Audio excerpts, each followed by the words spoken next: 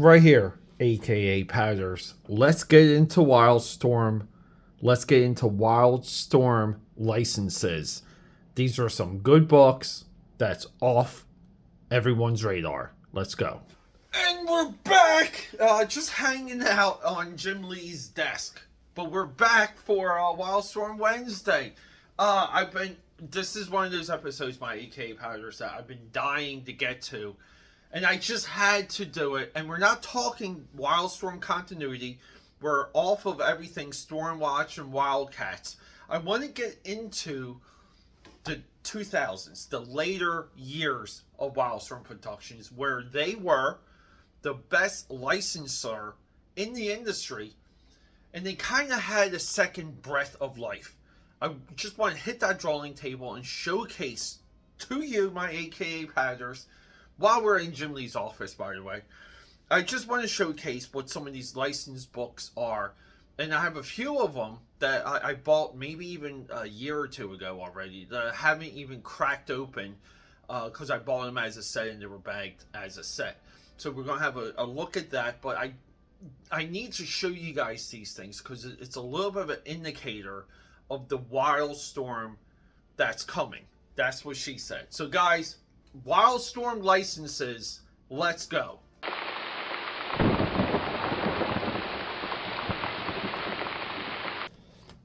And welcome back to the drawing table, my AKA Powders. If you love this channel, even if you like it a little bit, subscribe, support, leave a comment, and then you'll get notified whenever you can hang out with Crypt and Pike, our two mascots, not only of this drawing table here, but of this channel. From the intro, here it is. Here's a nice stack, and I'm just going to reveal it. Thundercats. What was this? Hammerhand's Revenge. Hammerhand, historic animated character. He made it to the toy line. His episode, I believe, was like a week-long episode. Might have been 5 episodes long. I remember when this came out. I never read it though. But $20. The WILDSTORM Thundercats. No joke. They're not cheap. And they have just gone up in price. I don't know with the new Dynamite comics, if the new Dynamite license revigorated. Look, we have a Brett Booth cover here. Revigorated some of the attention and enthusiasm around this run. I believe this is series number 2. So let's just get into it. Look, over here we have Ninja Scroll, aka Padders.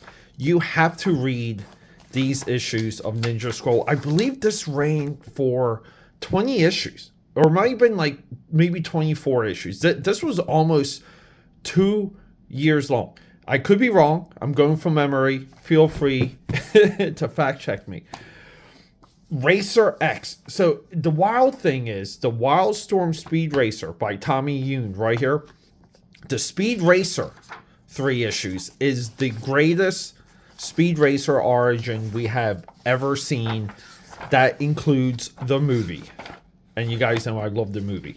But here it is. So we launched with a 0 issue drawn by J. Scott Campbell. I mean, like, it's perfection here. The coloring, WILDSTORM is doing a little bit more of this. It's almost like a matte finish newsprint, but bright colors. The muddiness of the WILDSTORM coloring team is gone. Look at Mumra. Check out Lionel. The coloring is so much more vibrant and dead on exact. So we start with Wildcat 0, and then we jump into this amazing. I say amazing just because you guys know I love him, and I love. Here we go. 1 through 5. We have another hammer. Hey, do I have 2? I didn't even know I had 2 of these. Oh, cool. I got 2 Hammerhand's Revenge. Had no idea. Wow. Must have bought them at different times. Thundercats 1 through 5. Drawn by Ed McGuinness. Is one of the absolute highlights of this license boom. So we would have Dreamwave Productions with Transformers, Devil's Due with G.I. Joe, Wildstorm with Thundercats.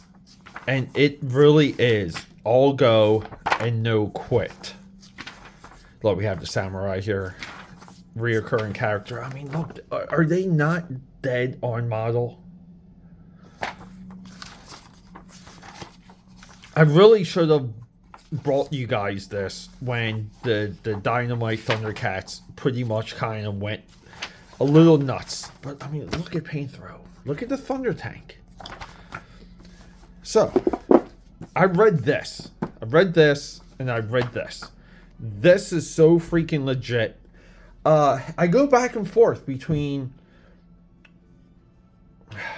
the Top Cow Productions, Battle of the Planets being the best of this era, between this. But the Battle of the Planets, those 12 issues, absolute perfection.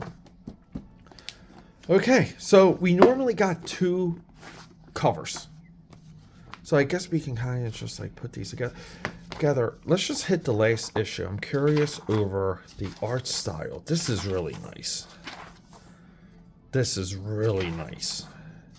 I love all the long panels here. There we go. The teleportation. Tigra.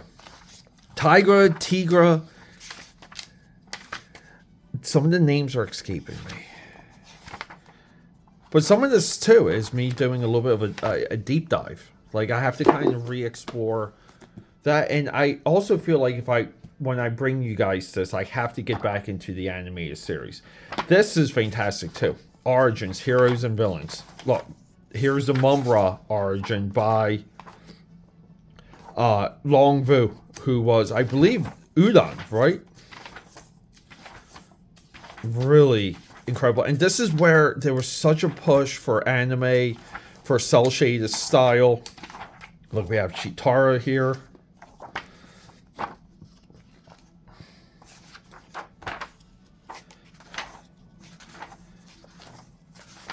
Jaga.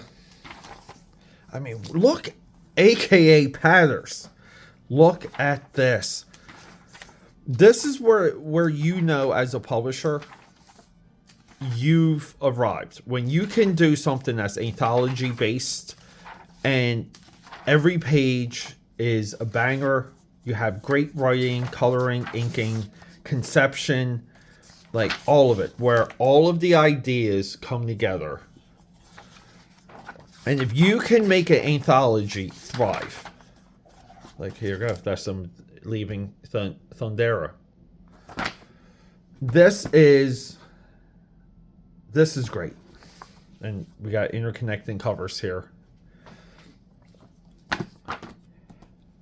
This is when you become a publisher. It really is. And then we have the... And you kind of... Part of the anger for this is you want this to be the Wildstorm universe. Like, you want this level... Like, you want this wow factor here to be... You want this to be Wildcats. This is their Dark Knight Returns. Thundercats in the future. Adult aging Lino. Drawn by Brett Booth. I know this one shot up in value. The Robotech 2 is pretty legit. I don't have any of those yet. But yeah, Dogs of War. Where, right, I love dynamic opposites in comics. So if you have Thundercats... Oh, I forget what these guys are called. If you remember the bears, the robot bears from Thundercats, let me know. And I have yet to read this, but this was the first one I wanted to track down. But Brett Booth is really coming into his own right now. Look, Mumra and Lino teaming up. I don't want to spoil too much of this. We're going to get into that. Racer X.